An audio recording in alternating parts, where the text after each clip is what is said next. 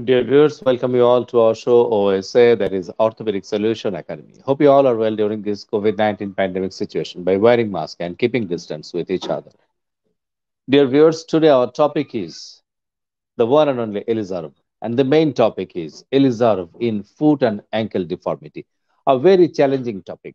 And the presenter is the one and only, the very enthusiastic presenter from India, Dr. Satish sir. I would like to request Dr. Satish sir to join with us. Good afternoon, Dr. Tanvir, Dr. Bari sir, Professor Novikov sir, and Dr. Shamshul. I thank Orthopedic Solution Academy for giving me the opportunity to present my experience for the deformity correction in foot and ankle. Thank you very much, sir. Thank you very much. It's a great day for us that we have you in our Orthopedic Solution Academy. Dear viewers, now I would like to request our honorable academic expert. First, I would like to request the legendary Elizabeth surgeon from Bangladesh, Professor Mofakkarul Bari sir. I would like to request Professor Mofakkarul Bari sir to join with us. Good Sir, afternoon, welcome. Tanvi, and good Good afternoon, afternoon, sir. everyone. Okay, thank you. Thank you very much, sir. Now, I would like to request Dr. Shamsul Huda sir from Patna, India. Dr. Shamsul Huda sir, would you please join with us? Thank you and good afternoon, Dr. Tanvir, and thanks for Rajtv. Thank you very much, sir. Now, I would like to request Professor Omar sir from Kurdistan, Iraq. Sir, please join with us. Thank you so much. Good afternoon. Happy Friday. Good afternoon, sir. Dear viewers, we all know that the deformity correction is a very challenging thing for all orthopedic surgeons. But if there is a reserve, it can be possible. So I would like to request our honorable speaker, Dr. Satish sir, to share his screen with us. Dr. Satish sir, would you please share your screen with us, sir? Yes. Can you see my screen, Dr. Tanvir? Yes, sir. You are completely audible, and we can see your screen absolutely fine, sir. No problems. Fantastic, Dr. Tanvir.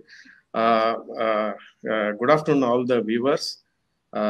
This is a great opportunity for me and my country. I am Dr. Satish Nesri. I am residing in a small town, Belgaum. It's the southern part of India. And greetings to all the stalwarts present in this program. And so I'll be presenting my experience in foot and ankle deformity correction using Ilizarov. So there are various causes for deformity of the foot and ankle. The most commonly what we encounter during our practice is congenital talipes equinovarus. Next, we have the growth arrest following lower tibial injury or chronic osteomyelitis or some neurological problems. Post-traumatic causes also can cause foot and ankle deformities following prolonged immobilization or injury to some of the nerves like common peroneal nerve. The other causes are neurologic problem. The children who are suffering from a meningomyelocele or a spina bifida or a tethered cord syndrome or a Charcot-Marie tooth disease can initially present with foot and ankle deformities. The most common, as there is an increase in non-communicable diseases, the diabetic foot and other syringomelia, all those cases can cause a Charcot's ankle and foot. The other most common cause is the infection, wherein the chronic osteomyelitis in and around the lower end of the ankle can invade the joint, and also cause septic arthritis or contractures. So now, last but not the least, burn contractures. Sometimes these are very severe if they are not properly treated. So I'll be starting with deformities in children.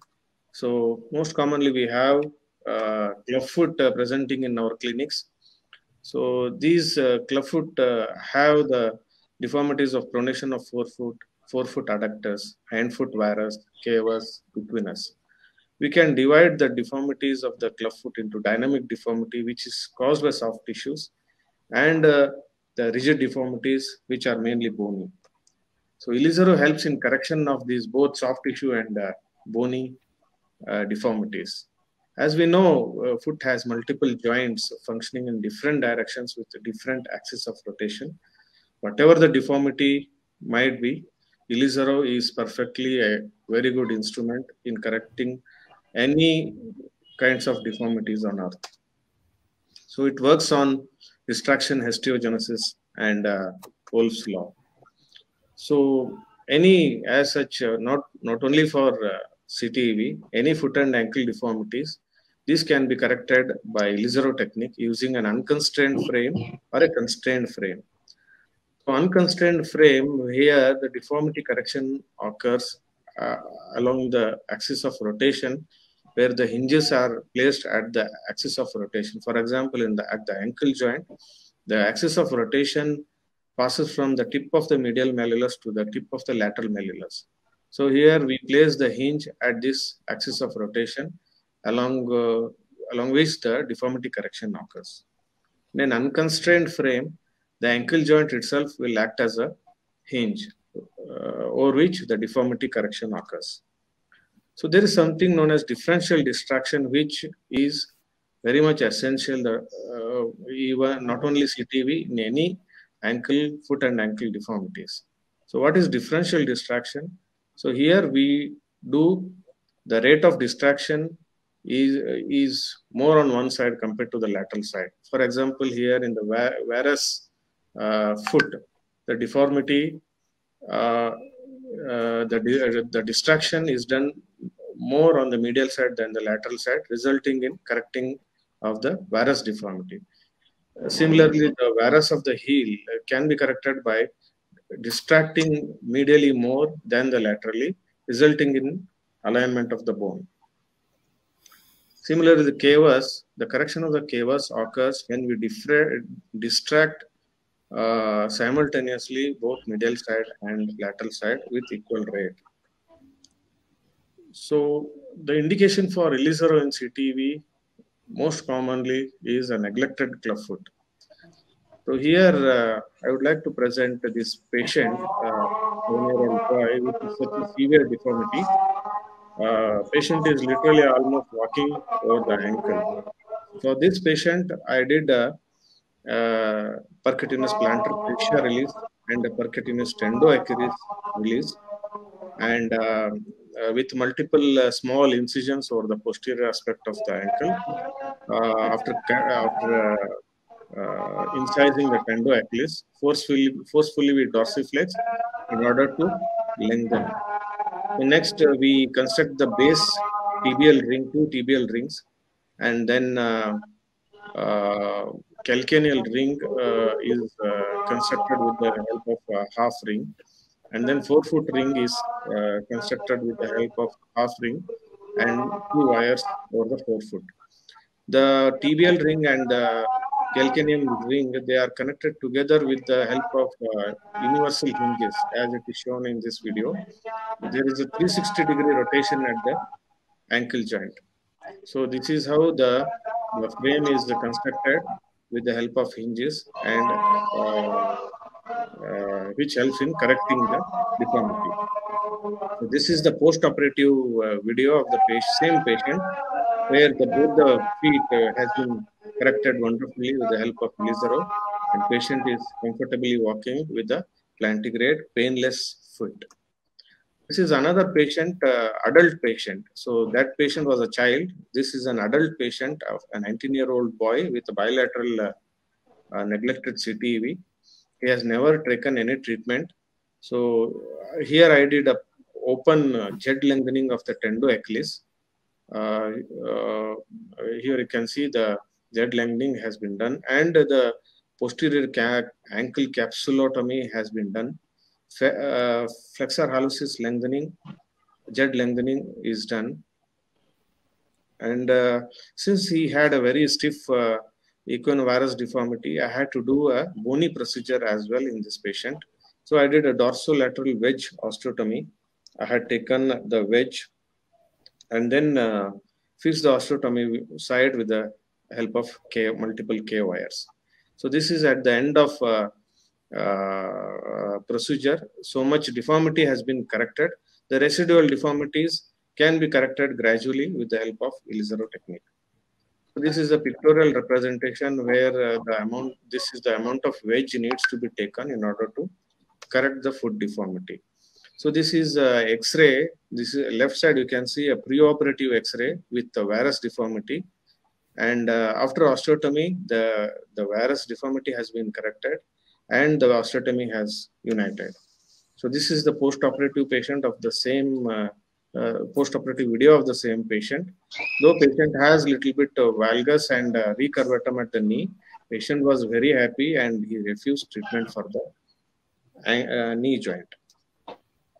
So while distracting the ankle joint, we should be careful about the direction of the force where we apply at the ankle joint. Always the distractor or a motor rod should be directed posteriorly and downwards in order to prevent subluxation of the talus.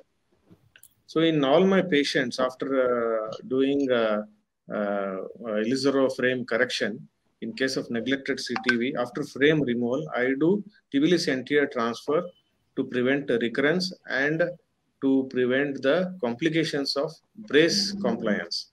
So here at the time of frame removal, I do the TIBIALIS anterior transfer. The TIBIALIS anterior tendon is harvested from the navicular bone on the medial side and then passed subcutaneously laterally and inserted or to the third cuneiform bone. And the tip of the tendon is inserted into the cuneiform bone, and the end of the tendon is brought onto the plantar surface of the feet and tied over the gauze piece or a rubber top. So next, very commonly we come across growth arrest following a septic arthritis. This is a patient around 8-year-old boy, so a 10-year-old boy presenting to me with the varus at the ankle joint. So patient had a trauma some few years back, following which he developed osteomyelitis.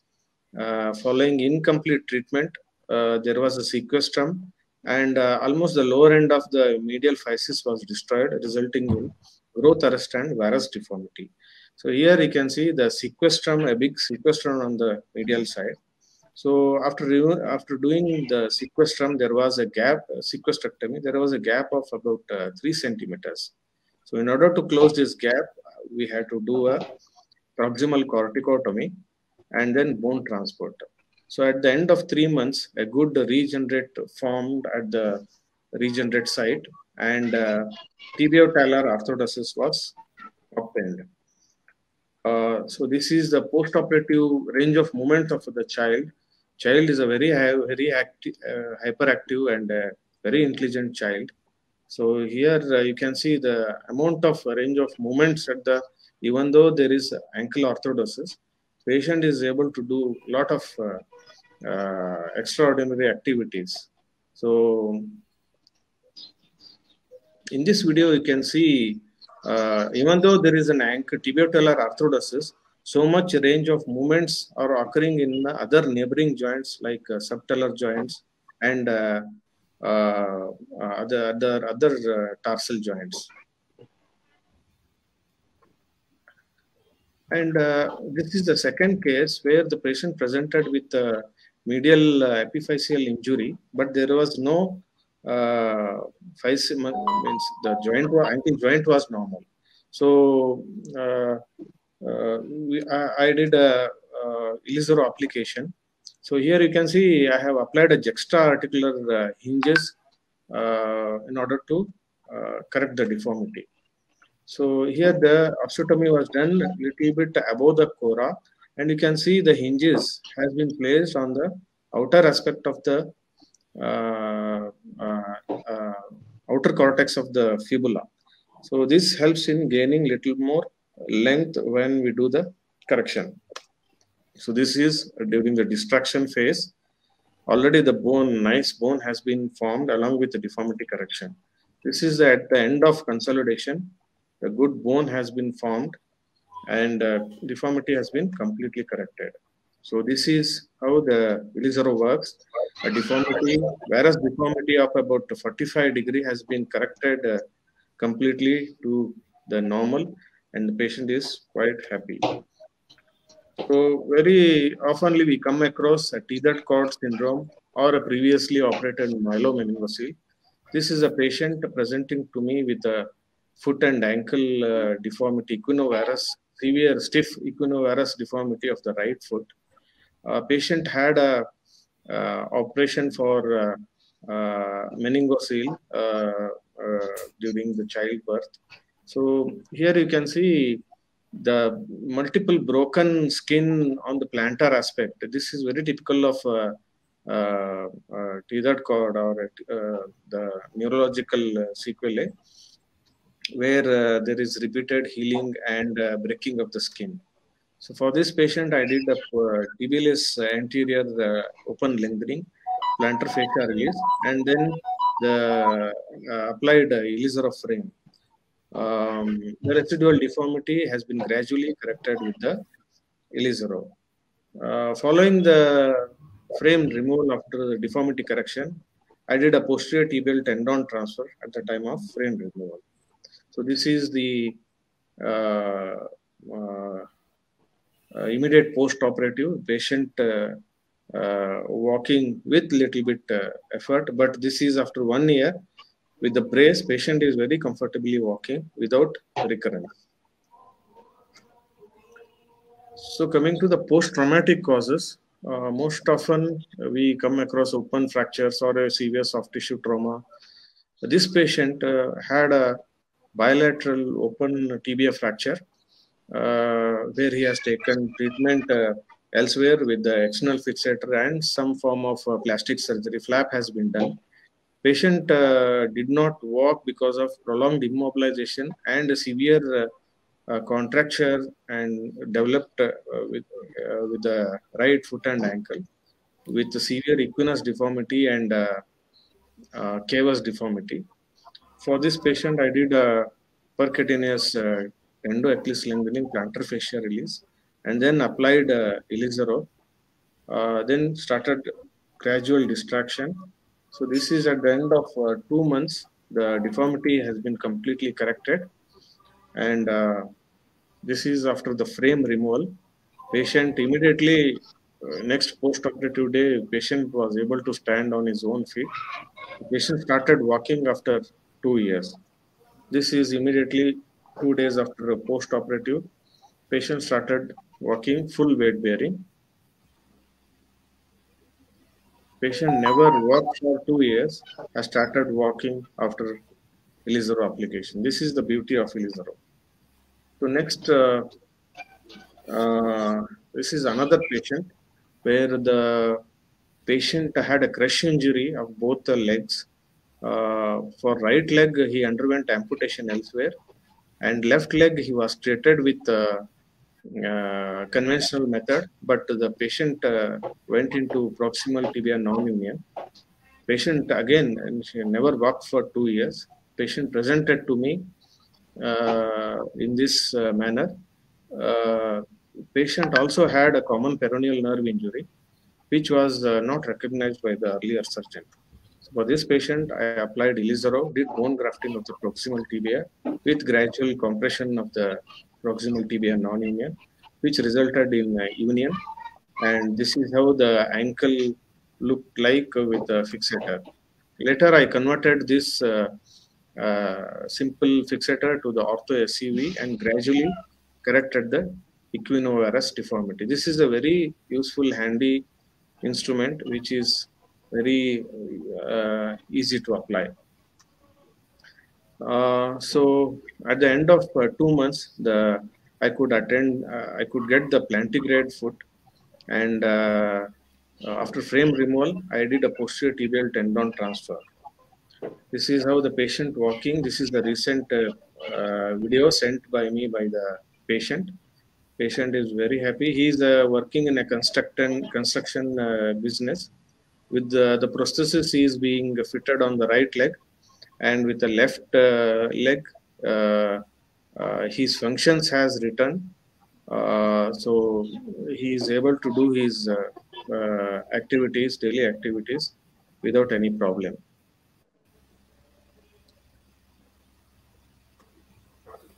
So next, I would like to present a few cases of Charcot's ankle. With the increase in non-communicable diseases, diabetic neuropathy is in rise. So many of the patients, they come with complications of the diabetes. This patient, previously diagnosed with Charcot's ankle, previous surgeon has tried to do a ankle arthrodesis with the help of cancellous screws, but it resulted into a failure. So the patient presented to me with a boggy swelling at the right ankle with implants inside. So I took him to the OT with an anterior approach. I could remove the screws. Because of the boggy ankle swelling, the normal tissue structures were difficult to identify. So the fundi here is stick close to the bone and then dissect slowly. We will not harm any important structures over there. So once I opened up the ankle joint, the talus was completely destroyed, and I decided to do a TIBIO calcaneal arthrodesis with the Ilizarov. This is how the frame looked like, and this is the TIBIO calcaneal arthrodesis which I did, and this is the video of the patient comfortably walking. The patient is still on the treatment. Probably after 2 months or 3 months, he will be off the fixator very soon.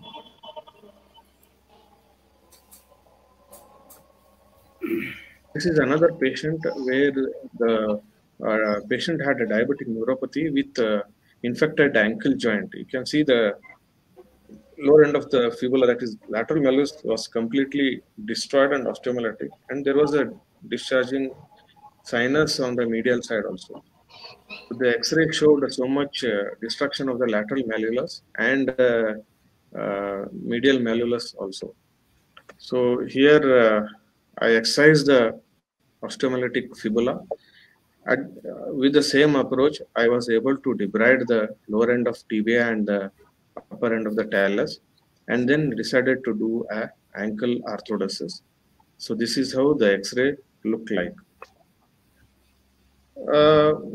We often come across some patients with multiple discharging sinuses, similar to like Madura mycosis or a complication of the diabetic foot.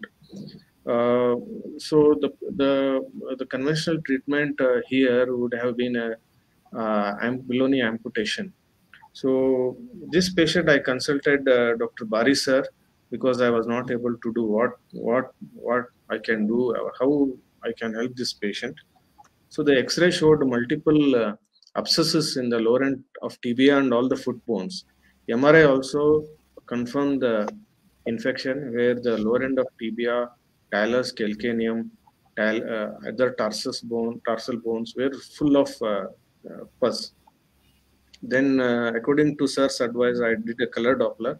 It showed atherosclerotic narrowing of the vessels.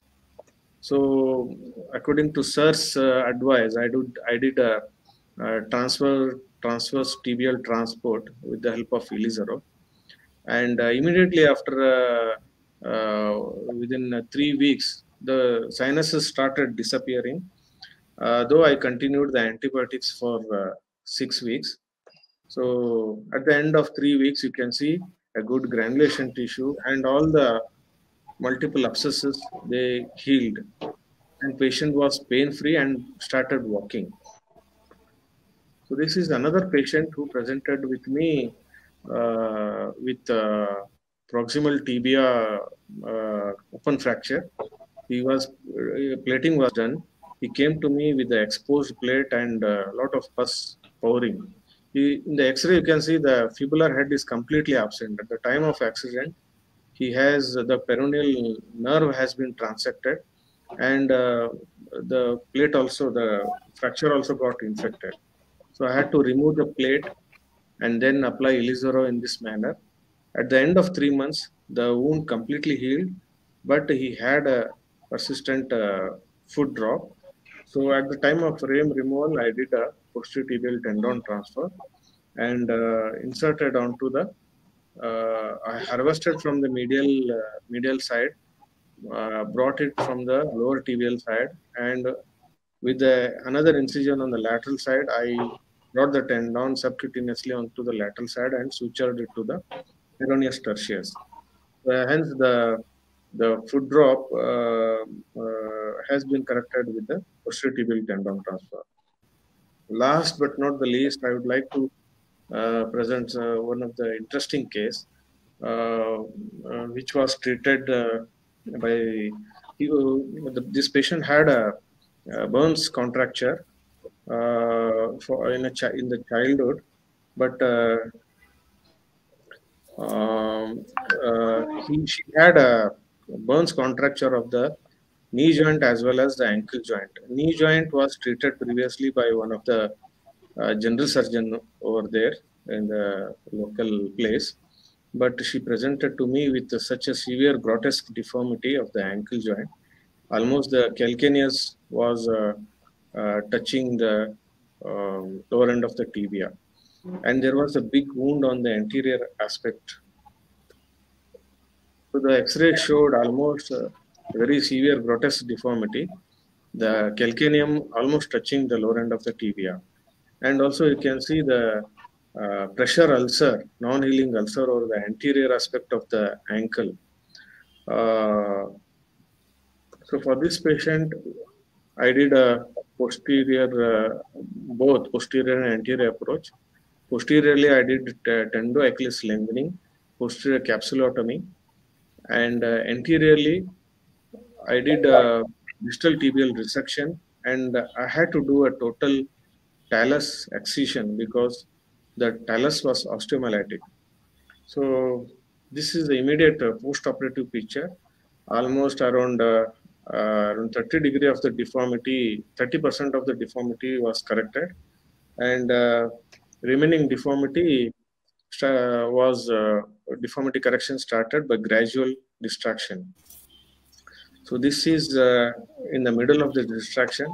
This is presently the calcaneum is almost lying horizontally, but still she needs the correction of the forefoot, and this is how the Ilizarov works. So from this type of deformity, grotesque deformity, and correction to this type of the deformity, it is only possible with the help of Ilizarov. And the healing ulcer, which was present on the dorsum of the ankle, with such a bad big ulcer with exposing underlying bone, with the help of Ilizarov, it can easily heal. So this is the magic of Ilizarov. Thank you, sir. Thanks for patient listening. Thank you very much, sir, for your excellent presentation. Now, I would like to request Professor Mafakrul Bari, sir, to say something regarding the presentation, sir, please.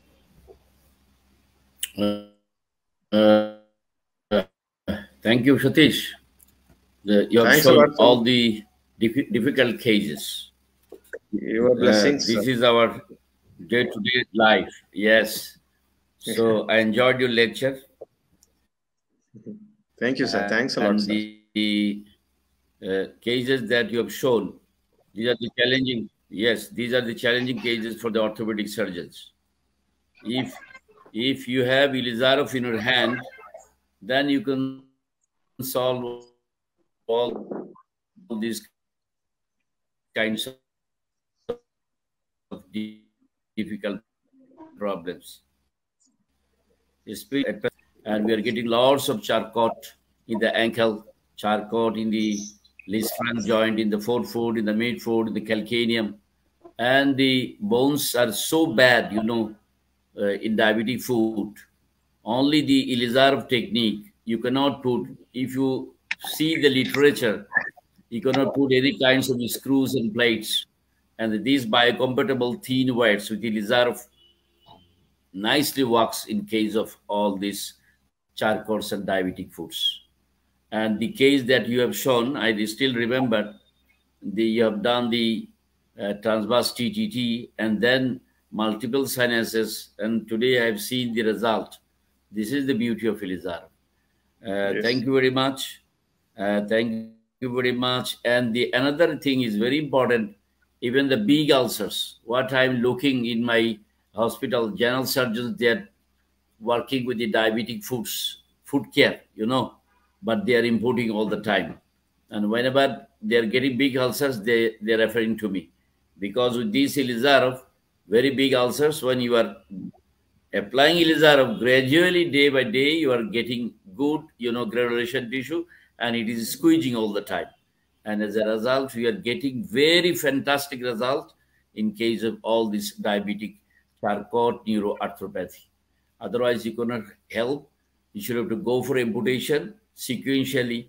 And amputation, this is the last resort you can do. Sir. And by doing Ilizarov, and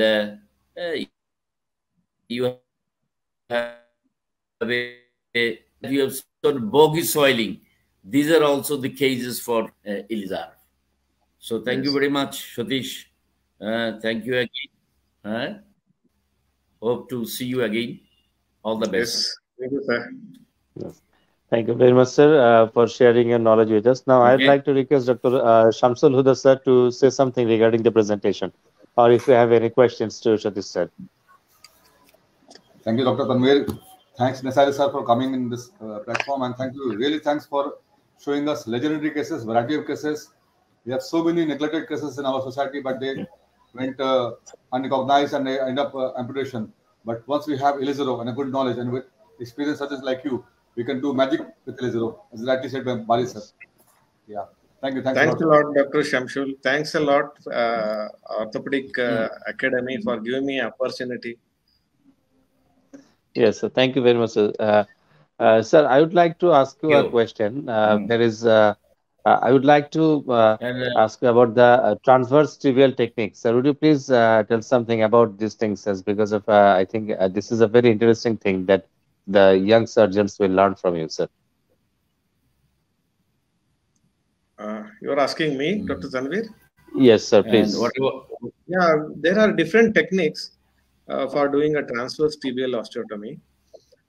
Some of them, they use a olive wire from the opposite side. I use a cross K wires, which has the advantage that while removing the olive wires, we need not over drill and remove the olive wires. If we fix the fragment with a cross K wire, it is very easy to remove this. So it's an easy technique, provided you have to have a 5 mm to 10 mm sharp osteotomes. Here you have to cut only the 1/3 medial side of the tibial shaft. So be careful going posteriorly. You should not go more posteriorly because posterior tibial vessels will be there. So under the guidance of CR, min image intensifier, you may have to pre-drill on the medial side and then connect each hole with the 5 mm osteotome, and then gradually place multiple osteotomes at the osteotomy site, and then break open the intact cortex, and then fix with the K wires. When you look the assembly from outside, it looks very cumbersome. But when you go step by step, it is a very easy process. It is just fixing the osteotomy with K wires, and those K wires fixing to the assembly. It's a very easy technique, provided one should have the basic knowledge of frame construction. Thank you very much, sir. Sir, do you face any recurrence in your cases after removal of the Ilizarov ring? Yeah, especially, see, mine is a government hospital where I work. We have enormous caseload. and we have been tied up with Cure International, which is separate an NGO which works all over the globe to identify the CTV cases and then bring it to our hospital. So in my experience, within 5 years, I have around 300 CTV cases. So we do initially Ponseti technique, and then for neglected cases, I do Ilizarov. So probably in these 4 or 5 years, I have done some around 60 to 70 Ilizarov. I have done also the just fixators also, but Ilizarov fixator is fantastic. That is very